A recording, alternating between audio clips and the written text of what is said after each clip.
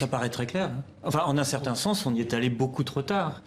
On a aujourd'hui, notamment aux États-Unis, des journaux qui reconquièrent des lecteurs, des abonnés, notamment parce que l'offre, elle est robuste, elle est solide. Quand on a fait pendant des années, on a organisé à côté du local à poubelle des rédactions où on bâtonnait la dépêche, qui n'était, enfin, c'est une autre façon de remâcher en fait de la dépêche AFP. Je suis désolé, c'est pas de l'offre qualitative.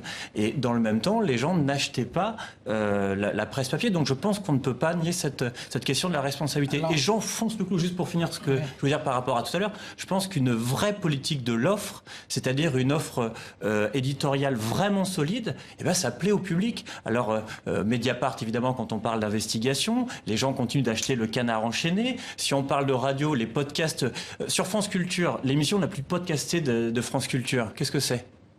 Les chemins de la philosophie. Voilà, en novembre 2016, j'en parlais dans l'atelier des médias, c'est 15 millions. C'est formidable, mais en même temps, malheureusement, ça ne concerne qu'un public très limité.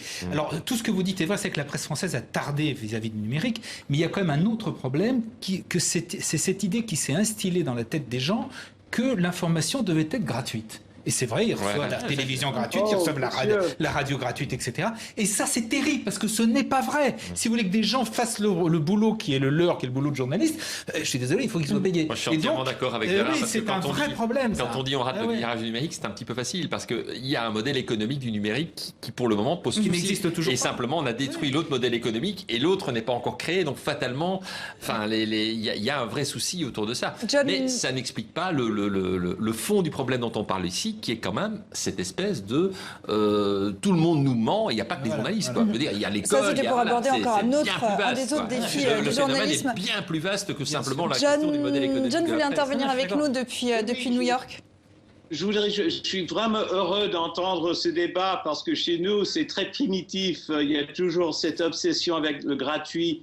Et depuis très longtemps, je lutte contre cette idée. Et ce n'est pas une coïncidence que les infos sur le faux emploi, le possible faux emploi de Madame Fillon est sorti dans le Canard enchaîné. C'était qui reste un journal indépendant, pas du tout dépendant sur la publicité, nourri par ses lecteurs avec une indépendance totale. Et c'est là où on devrait cibler nos efforts, c'est de redévelopper les médias indépendants.